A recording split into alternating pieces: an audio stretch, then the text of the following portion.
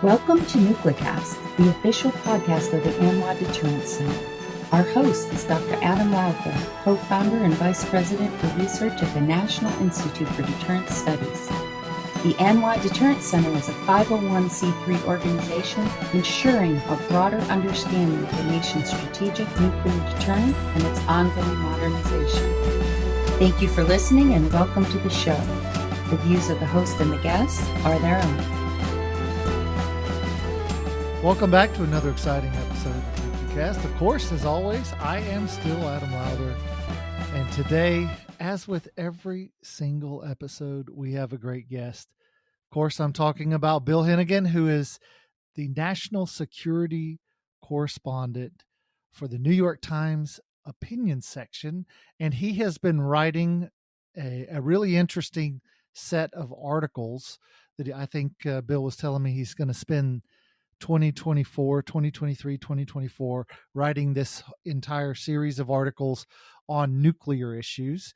And of course, as you, the listeners may have, I've read some of the ones he's written thus far and thought it would be a great opportunity to bring Bill on to talk about the articles he's writing, sort of why is the New York Times so interested in it now, and how does he see the landscape. And for you NucleCast listeners, you know, Bill's going to come from this from a different perspective than most of you are DOE folks, you know, DOD folks. You've spent your careers in the nuclear enterprise.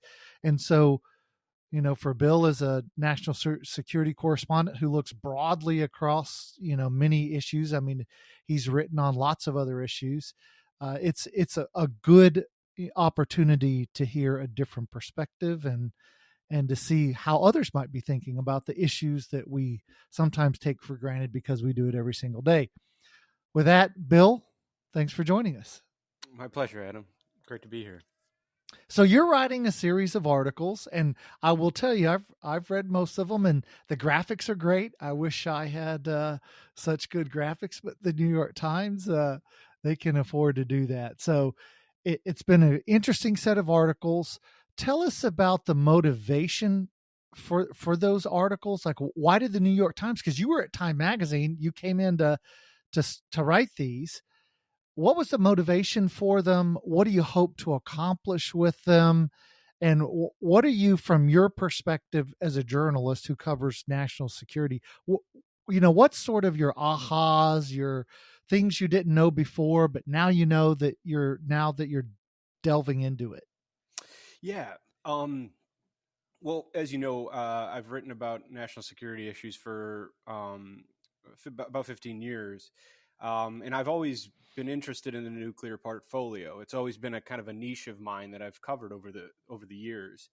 And then the New York Times, the New York Times wanted to cover this issue in depth this year. There was a convergence, as we all know. There's been a convergence of things that are happening. I mean, the various modernization efforts across the globe, the dissolution of various arms control treaties, and the war in Ukraine, of course, where we've heard, explicit and implicit threats of nuclear use almost from day one. And so New York Times tapped me to helm this thing. And as you say, I mean, it's not just my words, right? It's kind of it takes all the parts of the section, which includes these very immersive graphics, great photography, video, as well as audio and podcasting. And so is it just sort of, at least for you in the Times, I know you've got a long-term interest, because I think you and I first met when you came out to Kirtland Air Force Base, and I was part of that hosting delegation. But for the Times, is it just, hey, the world is changing? Is it, was it China's nuclear breakout? Was it, Ukraine? I mean, you kind of gave me a sense of what these drivers were. Were there other drivers? And then what are you in the Times hoping to accomplish with this year-long focus? Yeah, I mean, you nailed it, right? I mean, the fact that there is this three-body problem and that the United States and the world has never faced before, between with three near peer nuclear powers. Really the main goal of the New York Times is just to get these issues out in front of people. This is something that's been forgotten largely by the mainstream, by most by entire generation, right?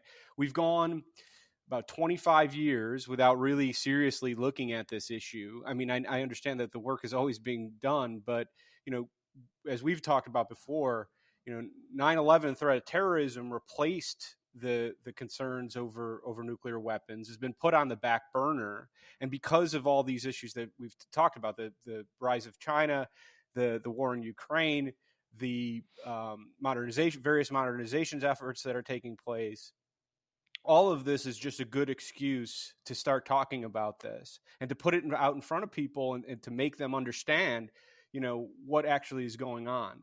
Now, as you pointed out at the top of the show, I am not, my articles are not dealing with the minutia, where I'm not talking to the initiated here. I'm trying to put these issues in front of people, everyday people who, haven't thought about are not steeped in the arcane jargon and all of this. Yeah. And really trying to make it real for them, to understand the various things that are going on and why we're in this new nuclear age. And so, as you've been spending a lot more time on this issue, what have you really sort of discovered that you didn't know before? Have you had aha moments? Have you had oh shit moments? I mean, what's been sort of the highlight of the effort? Yeah, I mean, I think the most the most jarring thing that I've discovered was the period in fall of 2022 in Ukraine conflict, and how close the U.S. government believes we got to actual nuclear use in Ukraine. As you said, I've been covering this since the tail end of 23, and I talked to over 100 of people about the era that we're in here. I went to Japan, Hiroshima, Nagasaki, and talked to folks on the ground there. But I also did a fair amount of reporting here in DC, and we remember that period, right? Where President Biden was talking about the Cuban Missile Crisis and these sorts of there was this sort of this messaging that was going on by the administration, and to me as a reporter, my antenna went up because I knew that there must be something here. There must be something more here than just this sort of hey, they say they're going to use a nuke, just kind of passing it off. Anyway, I was able to talk to a number of people within the White House and at State Department, at the DOE, about this period in which, as you remember, Ukraine was clawing back territory, and there was this, the counteroffensive was really being successful, and the Russia was on the back foot. And there were fears that they were going to lose Kherson and Kharkiv, and here the United States believed, and U.S. intelligence agencies believed that Putin was more willing to use a nuclear weapon, a tactical nuclear weapon. I was told it was in the single kiloton range, or below, as a message, well, first of all, I mean, it wasn't just a message. There were thousands of Russian service members at stake, of course. But if Ukraine was to break through that line and then turn toward Crimea, I was told that it was basically it came down to a coin flip. U.S. intelligence believed that it was about a 50-50 chance about whether or not Putin would go nuclear there. And, as somebody who reads about the history and Cold War history, and I almost fall on my chair when I heard that. I mean, it was just we've come close, of course, over various points of time, but a 50-50 chance, that was stunning to me. So that was really, I would have to say that was the most alarming bit that I've come to find throughout my reporting on this. And so, what has been the response that you've gotten from both the professional community and then sort of Americans at large? Well, I think from the professional community, I've gotten good reviews. I do acknowledge the fact that um, you know, the sort of topics that I choose and the sort of subjects, I they recognize that I am talking about this at a general level rather than the sort of detail oriented work that you know people in this field are immersed in. The American public has also responded uh, well to me. Mostly, people are talking about what they remember about the Cold War. You know, Yeah. there's every other day I get a message from a reader who will talk about the duck and cover drills, and or watching the day after for the first time, or these sorts of things, and people are remembering those Cold War days and fearing about what we're dealing with now. But the thing is about nuclear weapons is, it's kind of a filtered audience. By that I mean, not everybody wants to read about nuclear weapons. People got a lot going on in their lives. They got a lot of problems going on. They're like, oh, well, do I got to worry about nuclear Armageddon as well on top of this? So, I do recognize that there are going to be people that are just going to be turned off by this. But I have been very impressed by the amount of interest in the series since it launched in March.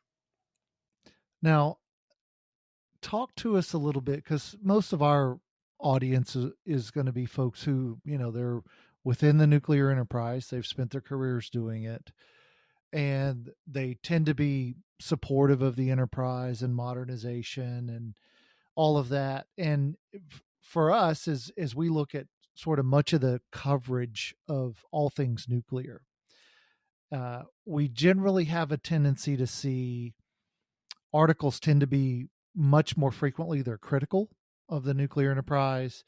They have a tendency to, when they're quoting, knowledgeable people, they tend to quote people in the disarmament community. So could you sort of help we, the nuclear enterprise folks, how can we do a better job of, working with journalists, communicating, why we support nuclear modernization? And because for me, I've written 2 or 3 articles critical of Annie Jacobson's book, because there's a lot in it that's just it's that's not accurate, and so, but we tend not to, our voices often sort of overcome. What can we do better? You're a journalist, you're writing on the topic. What are your insights for us? Well, first of all, I think that this issue is intensely undercovered, and that's why I've always covered it, because I feel the stakes are so high, and there just are not a lot of journalists that are steeped in this stuff any longer, as there was during the Cold War, and so they do. Many journalists need a lot of hand holding on this. I've been lucky enough to work with people at the NNSA and in the military, certainly, to actually see the work being done at these places and to be alongside folks as they do it.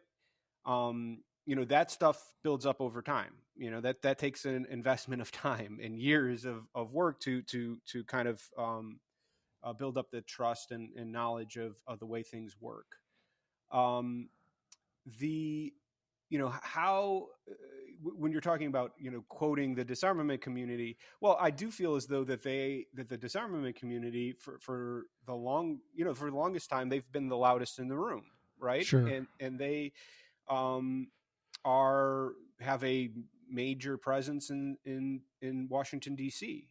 And so, when they're waving their hands, it's easier to talk to those folks, because especially for somebody who doesn't cover these issues very very much. You're going to go, well, who can I call?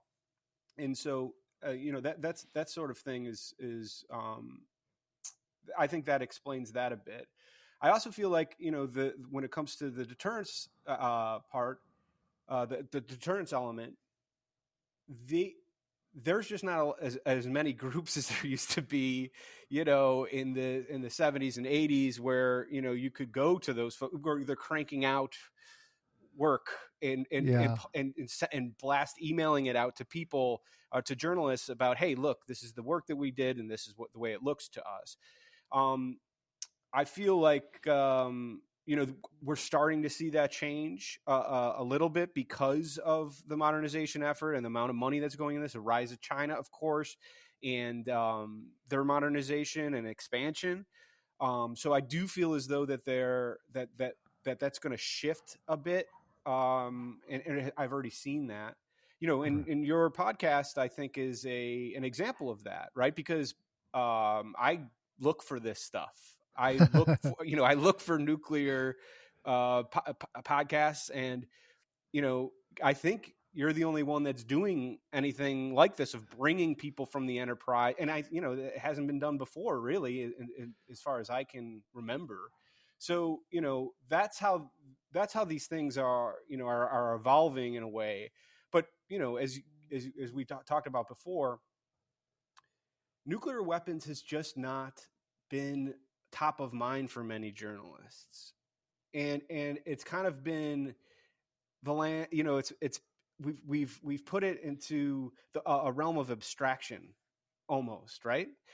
But now we're starting to see that shift, because of Putin's rhetoric, as well as Beijing's expansion. Yeah. Now we're at that time of the show where we have to take a quick break. We're talking to Phil Hennigan from the New York Times, and we'll be right back. This episode of NucleCast is brought to you by the ANWA Deterrence Center, whose mission is to educate Americans about the nuclear enterprise and strategic deterrence.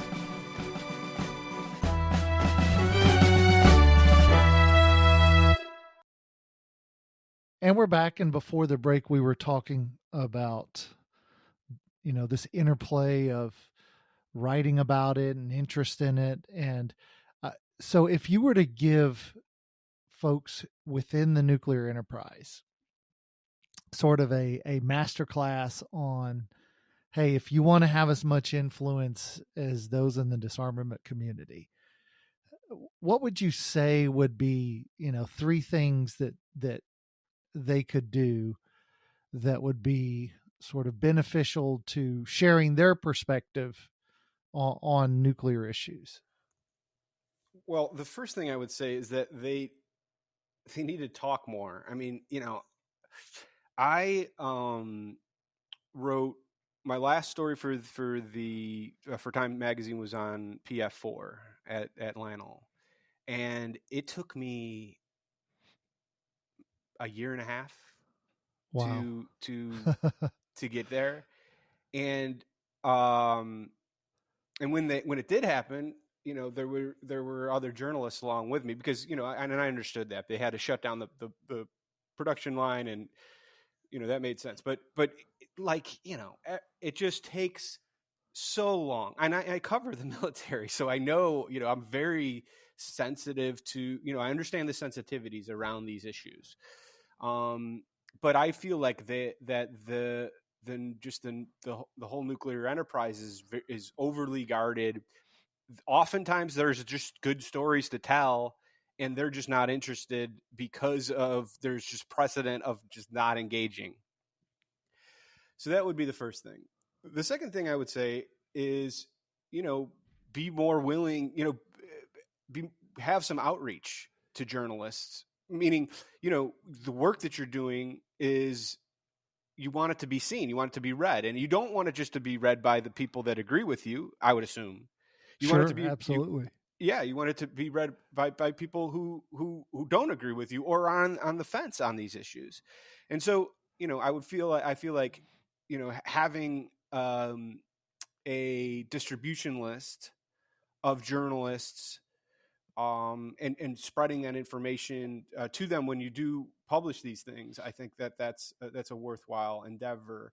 And also, when you do find a journalist or you have a mainstream journalist that the work that you admire, reach out to them and let them know, hey, I know you take these matters seriously, and this is, this is how this is working. Because sometimes with the language of the nuclearati, this sort of, we, kind of speaking to each other in these terms, and it's very dense to get through, and it needs layman's terms to lay that out for people. And the third issue, a third thing I would think, I think not to be overly critical when it comes to the coverage of nuclear issues, because this is a very hard thing to understand, and that's why many of us are interested in it, is because it is so challenging and engaging, to engage with the subject matter. And so, if somebody gets a detail wrong or something like that, I mean, sure, bring it to their attention, but don't overly harp on it, because I think, So are you suggesting the calls for crucify him, that we need to stop that? I think so, because it's because it'll scare somebody off from ever wanting to engage with you again. I think, I mean, that's just human nature. And to me, there needs to be a little bit of patience in this realm. I have scars up and down my back having covered this. But just a little bit of grace would be good. Yeah, that's understandable, especially, it's when you're taking the journalists who, maybe have a interest but haven't spent a career, working it, and they're trying to make sense of everything. And then you have, like you said earlier, you have the sort of the practitioners who do it for a living, and they're sitting there thinking to themselves, can I say it? Is it classified? How? Because I mean, I have to think pretty carefully most of the time when I'm thinking, is this classified? And then you have folks who have never worked in the enterprise and have never held clearances. Therefore, they can say whatever they want, and they can raise their hand, and they can host events and do all kinds of things that, that the other side is sort of skeptical of doing. Now let me ask you one question that I know, because I remember when I was an Air Force guy, I would oftentimes, because I was a professor at Air University, I would get called in to handle press related issues, because I had a sense of freedom, that because of my job as a professor, that other elements of the Air Force didn't have. And there was always this concern that if you say too much, a journalist is going to misquote you, mischaracterize it. If you say something off the record, they're going to burn you, things of that nature. And I can tell you, general officers and others were always fearful of something like that. Can you talk a little bit about, is that type of a concern, because it's an ever-present concern? So talk a little bit about it, and the legitimacy, or why you would do it, why you wouldn't, so that listeners can say, okay, I understand where he's coming from. And, this is probably the most likely outcome, as opposed to my greatest fear. Yeah. So I've only covered national security issues, at the Los Angeles Times, at Time Magazine, and now here at the New York Times. So I got to be in the same room with you again, you know. And it's important for me. So as somebody who covers military issues and covers national security, it's important to me that the people that I talk to trust me. I mean, it's everything. I mean, that's all human nature to me is trust, various degrees of trust, right? And as a reporter, it's just so, and I always want to be open with the people that I cover. Like, hey, this is what I'm thinking about. You know, does this make sense? You know, of course, these relationships are developed over time, but you know, I think it's like dating or something. You know, you can you'll have a little bit of degree of trust with a journalist or a source when you first meet them, and then over time you develop more meaningful relationship in which one side trusts the other. I think that it's a shame that there's this feeling like somebody's going to just take what you say and turn it into something else. That's the opposite of what a journalist's job is. And I feel like the McChrystal, General Stanley McChrystal, and what happened with him, I do feel like that chilling effect is with us to this day, up and down the military chain. But again, I just feel like you have to work at a relationship. It's not just going to happen right away. It's something that needs to be worked toward. Yeah. So if you were to think through all of these articles and what you've still want to accomplish, what you've done, what you would like to accomplish, because perhaps some of our listeners will, hear the podcast and say, "Hey, I know a lot about that. I'll reach out to Bill and maybe offer some help." So, what are you thinking about in terms of future articles? What are the topics you're trying to get better at over the coming weeks and months? Well, I think, to me, the Korean Peninsula is something that we want to really really get into. And I absolutely encourage any of the listeners to reach out to me with their ideas on the North Korea or any other issues involving the enterprise. We certainly want to talk about modernization and the efforts there, the various programs to modernize the triad, as well as the labs. And we want to talk more about what it means for China to have 1,000 warheads by decade's end and 1,500 by 2035. How that upsets the apple cart when it comes to stability. But those are the sort of the big topics of that we're looking at. But these are things that you would anticipate that we would. There are other lines of reporting that I'm working on.